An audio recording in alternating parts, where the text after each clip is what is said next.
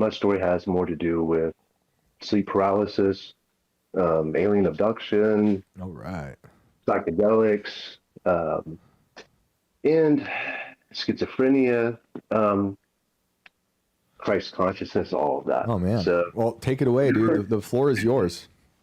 I will try to make it like as concise, But so basically, when I was a young teen, I had a experience with um, sleep paralysis, and what's crazy is like I felt like this energy, or almost like a mechanical energy, outside Hmm. in the evening, around that time. And when it happened, it was like the typical shadow people, holding me down and everything. The only thing I could do is call in the name of Jesus, and it stopped. Mm.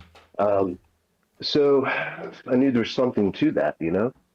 But over the years, I got like off track and into psychedelics, and um, I would say I got into like the whole like new age like Christianity type of like hey, like the whole church system doesn't make any sense. Obviously, he meant something else by that. Mm. Um, and I feel like I got really led astray by that and all the psychedelics and DMT and everything.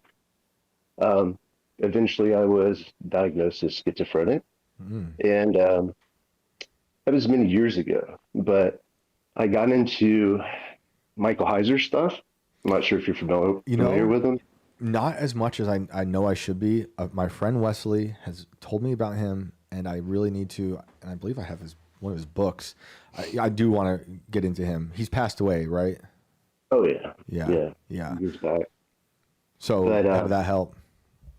oh yeah, it's because he like dismantled the whole argument of like the Gnostic text and everything, like the Gospel of Thomas and those just the whole how there was that narrative, like, oh hey, this is like what was hidden by the church because this was the truth. And it really lined up with like even the DMT entities and like what they would kind of communicate to you too, like Mm-hmm. hey, like you've been here before, like realize the divinity within you, all that kind of crap. But what's crazy is Mike Kaiser was talking about the serpent in the Old Testament, and it's like a triple entendre, and one of the meanings for the word means shining one. And I was like, that is a lot like I guess you would call the guiding spirit or entity that I encountered in DMT trips. Hmm. Um, and I ended up like, you know, turning away from all of that and realizing, wait a minute, like Jesus was Yahweh, is Yahweh. And when I did that, I was set free from schizophrenia. Like this is probably 8 years ago. Haven't had like a single delusion or anything like that, since. Wow. So I just know that there's some truth to that. And like you said, we're post reality. And holding on to that objective truth is very important in this time. Yep. It's incredibly important. I mean, to effectively destabilize reality is an insane attack in their war against us, and it's something they've always been trying to perfect. But they got really good at it in the last 10 years in terms of everyone can have their own reality, and it's really insane when it comes to the schizophrenia. How is that? If you want to talk about it, if not, I do have some of my family, and it's a fascinating, and I had a really good friend who had it. How did it come about? Were there certain symptoms, and were you aware of them, or were people telling you like maybe you should have this looked at?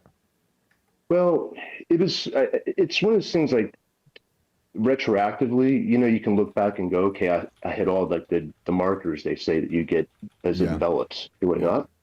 Um, I guess when it really started presenting itself like audibly and stuff like that, I hit it, because I didn't, there's a lot of like, what the hell is going on? And then you don't want people to think, the worst. But um, I honestly feel like there was something deeply spiritual with that too. Definitely. They kind of all tied in, even to like the younger stuff whenever I had like sleep paralysis, which really screwed up sleep for years. Mm. It's like it seemed to happen not as profound as it did that one time I described, but yeah, I don't know. It just seemed like it was all tied together. And what's crazy is it's been probably 7 or 8 years. I haven't had anything like that, or any kind of, like, I didn't even know whether I was awake or asleep anymore. I was just so lost, in that um, stronghold, really, you know? Were you Uh, obsessed with like a certain thing? Because the friends of mine and family, they kind of focus on one. They hyper focus on one thing. Do you remember if it was like one thing kind of haunting you that you would talk about? I feel like spiritually there was some way that you would it'd find a way to catch a hook into you, and it's like your brain would kind of glitch and get stuck in that mode on whatever thing that was able to get like a hook in you, like just a fishing hook, Right. and just kind of it was hard to break free from that until like you kind of crashed out and you know Hmm. overcame that episode, whatever. But um, for me, it was more like had this weird belief that like I was being set up for something, like, Hmm.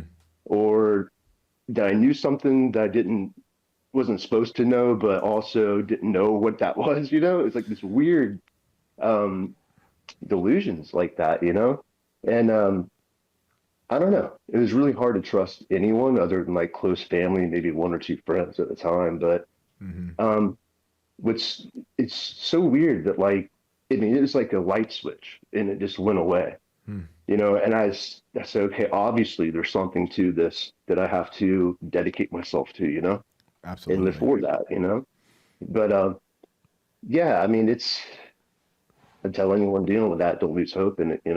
Yep. Um, it's definitely Have another side. Have you ever listened to L.A. Mazzulli? Is that his name? L.A. Mazzulli. I think that's his name. He's done some interviews. L.A. Marzulli. He has a pretty fascinating take on schizophrenia.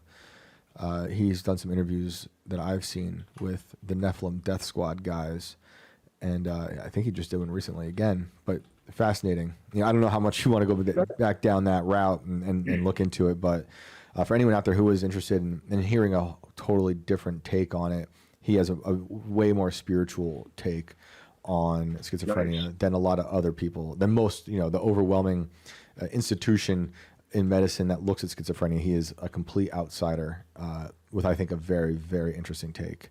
So, Is that, sorry, I didn't mean to interrupt. Is no, you're that the good. guy who has like the 20 something markers that identify only with schizophrenia? He's identified it as being like he calls it, what's his name, Marzitsky or something? I can't Marzulli, remember the yeah, name. Marzulli? Okay. yeah. Yeah.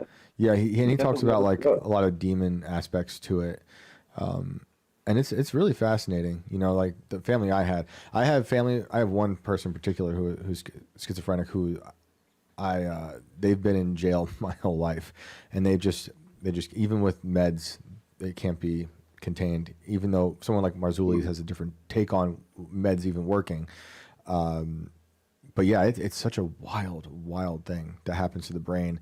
And I also feel like sometimes, it can manifest in really, really, it always manifests in bad ways because it's not, no one wants to live like that. It's like you're like an open nerve and, exposed to the whole world, taking all this information. And it's like you said, you feel like you're supposed to know something, but you just can't reach that knowing. It's wild, but sometimes there's a truth that comes out of some things that I've heard from a friend in particular who is schizophrenic, and it's like it's almost like poetry you can't understand, but it makes sense years later. Oh yeah. Yeah, I could see that. Yeah, Yeah. but did you have another part of the story you want to share? So I do want to ask one thing about the Shining one that you saw. Can you describe that when your DMT trips? I would say, because you have different levels to the breakthroughs, and I feel like whatever I was normally connected to spiritually that was affecting me negatively, I could interface with them and almost communicate kind of telepathically, I Hmm. guess without words, but you knew what they were intending, Hmm. you know? Um, and the more profound ones we have uh, like just more profound breakthroughs. The one that I was referring to, it wouldn't show its face, which was weird, Hmm. for those entities. There's just one of those things you kind of just have to take in. Right. But it was almost like a shining reptilian. You know, like someone could describe it as an alien, as a reptilian, but something didn't sit right with me. It was like showing past lives, and I was looking through the eyes of the person I was supposed to have been in the past life. Hmm. And it's something that's saying whatever you see here, apply it to your life in the future, like in your present life. Mm-hmm. And it just didn't sit right. I'm like, what? Something didn't sound right with it. And it kind of just later I realized it's another voice and I can't follow that, you know? Mm-hmm. It isn't the voice of truth. And I don't know, that's pretty much it really. It's just the same old lie, you know, that's been told for centuries, you know? But Yeah. And that thing, that knowing that you had in there, knowing like this was, as you put it, like a past life, that's something that you're just, like these ideas come to you and you just feel like that's been like like an idea that's been given to you telepathically. yeah, I mean, it's hard to describe a DMT trip, you know, but Yeah, it I've was done. literally almost like that Being John Malkovich movie, if you've ever seen that. Like where That's, they go into the yep, hole and they see through the other person's eyes. Kind of yep. like that. But it just didn't Hmm. make sense. Even like the other lives that I'd supposedly lived and been through. Just something seemed like if you're like a professional magician pulling a trick on a little child, Mm-hmm. you know? And Yeah. it's like, okay, obviously something is being done here that I'm not able to comprehend in this moment. So, you know, it just really goes back to it just didn't sit right, you know? Yep. You just Um, knew. but yeah, you got to get into Michael Heiser stuff. I will. I will. I Definitely good stuff. appreciate the reminder. I've heard lots of good things, and that is someone who's been in the back of my mind. So thanks, man. I appreciate it. Of course, man. And thank you again. Of I course. appreciate letting me on. Yeah, man. Thanks for being here, man. Have a good Glad night. you're doing well. Have a great night. Thank Being you John too. Malkovich is one of my favorite movies.